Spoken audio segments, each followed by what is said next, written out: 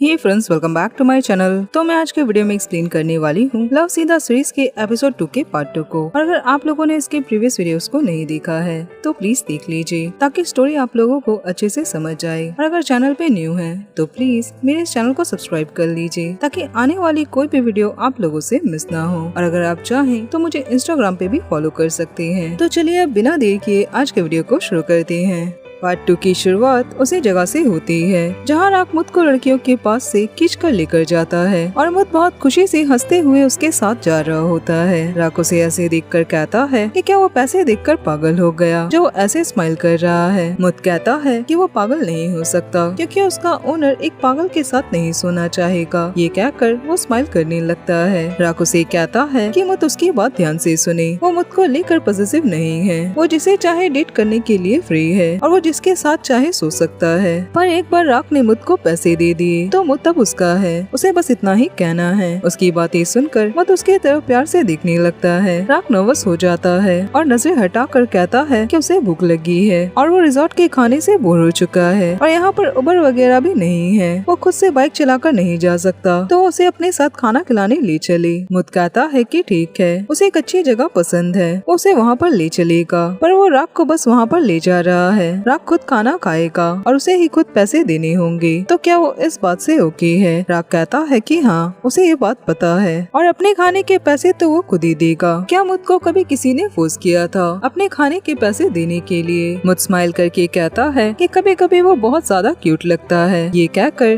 वो वहाँ से जाने लगता है और वो राक को जल्दी करने को कहता है। पर उसकी बात सुनकर राक चुप हो जाता है और वो शाय होने लगता है। मुत उसे हेलमेट पहनाता है और वो साथ में बाइक में जाने लगते हैं। रास्ते में राक बहुत खुश होता है और वो मुत को टाइटली हग किए बैठा होता है। आगे वो लोग रेस्टोरेंट वाली जगह में पहुंचते हैं पर राक चुप से बैठा होता है और वो बाइक से नहीं उतरता। मुत उसे कहता है कि वो नीचे क्यों नहीं उतर रहा, यहाँ गर्मी है और क्या वो बाइक से नीचे नहीं आएगा। राक कहता है कि उसे दर्द हो रहा है। मुत कहता है कि उसे कहाँ पर दर्द हो रहा है। पर राक उसे धीरे धीरे कहने लगता है कि उसे दर्द हो रहा है। मुत कहता है तो वो बताए कि उसे कहाँ दर्द हो रहा है। तो राक उसे एक पंच मारता है। मुत कहता है कि वो उस पे गुस्सा क्यों हो रहा है। राक कहता है क्योंकि उसे पीछे दर्द हो रहा है और ये सब उसी की गलती है। उसे पहले क्यों नहीं बताया था कि बाइक पे बैठने से ऐसे दर्द होगा। उसकी ये सारी बातें सुनकर मुत स्माइल करने लगता है और उसके करीब आकर उसे किस कर लेता है और उसे अपनी लैंग्वेज में कहता है कि उसे इतना क्यूट होने के लिए किसने कहा। राक को उसकी बात समझ आ जाती है पर वो एक्टिंग करने लगता है जैसे कि उसे कुछ भी समझ नहीं आया। वो मुझसे कहता है कि क्या उसे डर नहीं है कि लोग उसे ऐसे देख लेंगे एक लड़के को किस करते हुए। मुत कहता है तब क्या उसे डर है कि उसे लोग एक लड़के को हक किए देख लेंगे। राक कहता है कि नहीं, उसे शुरू से पता है कि वो क्या है और वैसे भी ये सवाल उसने पहले पूछा क्योंकि ये मुत का होम टाउन है। मुत कहता है कि उसे इन सारी बातों से फर्क नहीं पड़ता कि लोग क्या सोचते हैं। तो क्या वो अब मुत पे इंटरेस्टेड है? राक उसकी बात सुनकर शाय हो जाता है और कहता है कि उसने जो अपनी लैंग्वेज में कहा था वो उसका मतलब बताए कि उसने क्या कहा था। मुत उसके करीब आकर कहता है कि उसने बस ये कहा कि आज रात वो प्यार से सब कुछ करेगा। राक उसकी बात सुनकर नर्वस हो जाता है और बाइक से उतरकर अंदर जाने लगता है। मुत भी उसके पीछे पीछे जाता है पर दिखाया जाता है कि पाम वहीं पर था और उसने ये सब देख लिया। वो कहता है कि उसे पता था कि मुत का गेस्ट राक ही है और वैसे इतना क्यूट होने का मतलब ये कब से होने लगा कि वो रात में उससे प्यार से सब कुछ करेगा। ये कहकर वो स्माइल करने लगता है और कहता है कि उसे आज विक्ट्री वाली मील मिलेगी। वहीं राक बैठा रेस्टोरेंट में मछलियों की तरफ प्यार से देख रहा होता है जो कि वहाँ पर पकाने के लिए रखे होते हैं। मुत उसके पास आता है।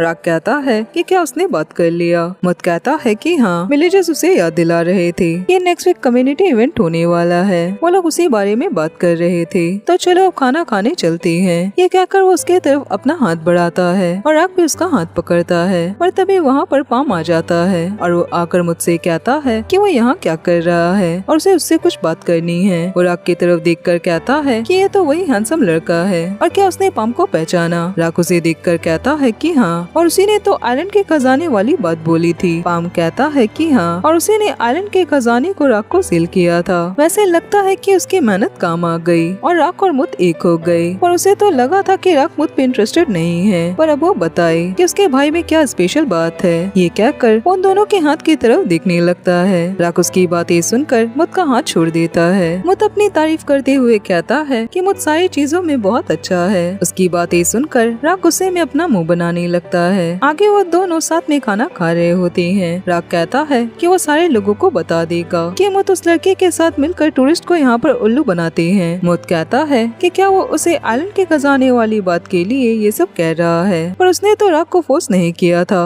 कि वो मुत को अपना गाइड बनाए और वो राग को कुछ बताना चाहता है। राग कहता है कि उसे कुछ भी नहीं जानना। मुत कहता है पर उसे बताना है। राग कहता है कि उसे नहीं सुनना। मुत कहता है कि वो जरा सा सुन ले तो ठीक है। वो अपने आप से ही बात कर रहा है। वो ये बात मानता है कि उसने पाम को पैसे दिए थे ताकि वो रिजॉर्ट के स्टाफ के सामने उसकी तारीफें करे। राग कहता है कि वो ये बात मैनेजर को बताएगा कि मुत और पाम मिलकर लोगों को कैसे उल्लू बनाते हैं। मुत कहता है पर उसने पाम को बस उसके डाइविंग के पैकेज की एडवर्टाइज करने को कहा था और वो अपनी बॉडी क्यों लोगों को बेचेगा, वो कोई प्रोस्टिट्यूट नहीं है। पाम ने बाकी सारी कहानियाँ उसे अपने मन से कही है और उसे क्या लगता है कि एक छोटे ऑपरेटर के डाइविंग पैकेज को रिजॉर्ट वाले अपने सर्विस में ऐड करते होंगे। ये सब इतना आसान नहीं है। पहले मुत ने यहाँ के लोकल लड़कों को हायर किया था और अपने सारे दोस्तों को कहा जो रिजॉर्ट्स में काम करते हैं कि वो लोग अपने गेस्ट के सामने उसके पैकेज को प्रमोट करे। वो सालों से यही करता आ रहा है। कई बार उसे निकाला भी गया, पर अभी रिजॉर्ट के लोगों ने लोकल टूर पे इंटरेस्ट लेना शुरू किया है। और पहले यहाँ के रिजॉर्ट्स लोकल टूर्स को सपोर्ट नहीं करते थे, उनमें इंटरेस्ट नहीं लेते थे, पर कुछ रिजॉर्ट्स लोकल चीजों को सपोर्ट करती हैं और जिस रिजॉर्ट पे राग रुका है वो उनमें से एक है।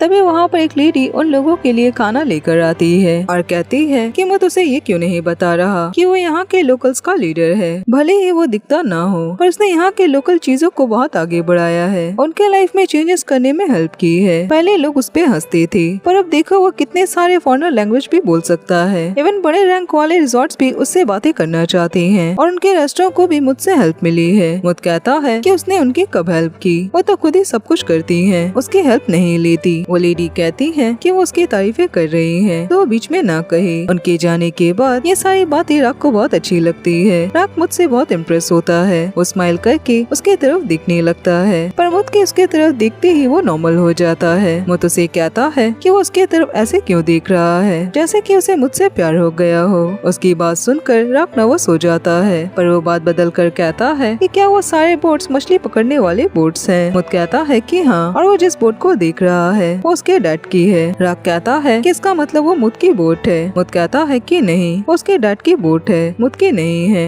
राग कहता है कि इन बातों में डिफरेंस क्या है। मुत कहता है कि ये बात एक नहीं है, क्योंकि उसके डैड ने बहुत पहले ही उससे रिश्ता तोड़ दिया। वो और उसके डैड कभी आमने सामने नहीं आए। उसने बहुत टाइम से अपने डैड को नहीं देखा, उन्होंने उसे घर से निकाल दिया और मुत भी कभी भी घर वापस नहीं गया। राग कहता है कि क्या वो मजाक कर रहा है। मुत कहता है कि नहीं, वो ऐसा क्यों करेगा, वो चाहे इस आइलैंड पे किसी से भी पूछ सकता है, सभी ये बात जानते हैं। मुत उस वक्त 15 साल का था जब उसने अपना घर छोड़ा था। राग चौंक कर कहता है कि क्या सच में, तब उसने सर्वाइव कैसे किया। मुत कहता है कि वो अपने आंटी के पास रहने चला गया था और उसे जैसा भी काम मिला उसने सब काम किया। राग को भरोसा नहीं होगा, पर मुत ने हर तरह का काम किया है और जिस भी काम से उसे पैसे मिलते थे वो उन सारे कामों को करता था। राग कहता है कि वो अपने घर वापस क्यों नहीं गया। मुत कहता है कि उसके डैड जो एक बात कह देती हैं वो अपनी बात को वापस नहीं लेते। शायद इस चीज में मुत और उसके डैड एक जैसे हैं। राग उसकी बातें सुनकर उदास होने लगता है तो मुत उसका हाथ पकड़ कर कहता है कि क्या उसे मुत पे दया आ रही है। वो चाहे तो उस पे दया कर सकता है या चाहे तो नहीं, पर मुत ने कभी भी खुद पे दया नहीं की, तो क्या राग उस पे दया करता है। राग स्माइल करके कहता है कि नहीं। मुत स्माइल करके उसे थैंक यू बोलता है। वो राग से पूछता है कि क्या वो मुत को बताएगा कि वो राइटर क्यों बना। उसकी बात सुनकर उदास हो जाता है और अपने मन में कहता है क्योंकि वो भागना चाहता था, पर वो मुझसे कहता है कि यह मजेदार है और बस इसलिए। मुत कहता है कि क्या बस यही बात है। राग कहता है कि हाँ, और पहले पहले सब कुछ मजेदार ही लगता है। मुत कहता है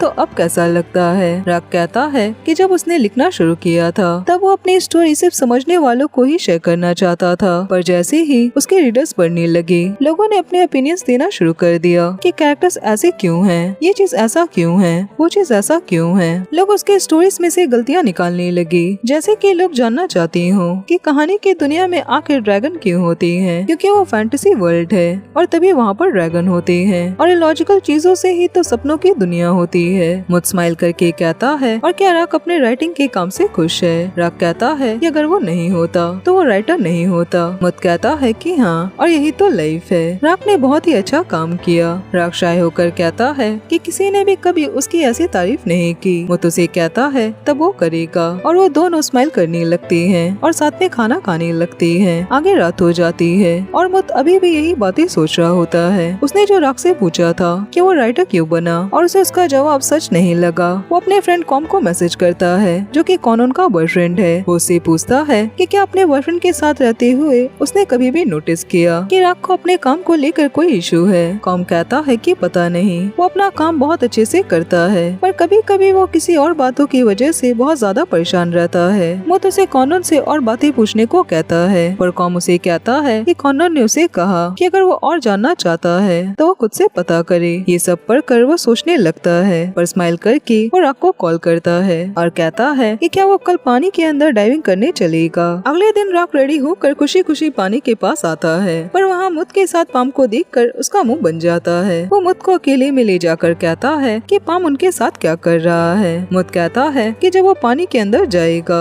तब उसे एक असिस्टेंट चाहिए। बोट को संभालने के लिए किसी की जरूरत होती है जब गेस्ट पानी के अंदर जाती है। राग कहता है पर वो पाम को ही लेकर क्यों आया। मुत कहता है कि पाम उसके लिए काम करता है। वो बार पे तो बस पार्ट टाइम ही जॉब करता है और वो हमेशा मुत के साथ ही रहता है। जब भी ज्यादा गेस्ट होते हैं तो वो उसे असिस्ट करता है। राग की सारी बातें सुनकर अपना मुंह बनाने लगता है। मुत उसके हाथ को पकड़कर उसके करीब आता है और कहता है या फिर वो मुत के साथ यहाँ कुछ और करना चाहता था और इसीलिए वो नहीं चाहता कि पाम उनके साथ चले। राग उसकी बातें सुनकर नर्वस होकर अपने लिप्स को दांत से दबाने लगता है। मुत उसके लिप्स को टच करके कहता है कि वो ऐसे ना किया करे। वो जितना ज्यादा ऐसे करता है उसे राग को उतना ज्यादा किस करने का मन करता है। राग उसकी बातें सुनकर नर्वस होकर उसका हाथ हटा देता है। मुत कहता है कि बोट पे पानी की आवाजें अच्छी लगती है पर उसकी तबीयत भी खराब हो सकती है। राग उसकी बातों से नाराज होकर उसके पास से चला जाता है और मुत हंसने लगता है। पाम आकर उसे कहता है कि वो स्माइल क्यों कर रहा है, क्या उसे काम नहीं करना। तो मुत उसके सर पर मार कर वहाँ से चला जाता है। पाम कहता है कि वो उसकी रिस्पेक्ट करता है वरना वो उसे नहीं छोड़ता। आगे वो लोग बोट पे होते हैं और मुत राग को अंडर वाटर डाइविंग वाले कपड़े पहनाता है और वो पाम के पास बातें करने जाता है कि वो लोग 1 घंटे के लिए पानी के नीचे जाएंगे। पाम कहता है कि ठीक है। तब वो आधे घंटे में खाना बनाएगा पर तभी राग पानी में चला जाता है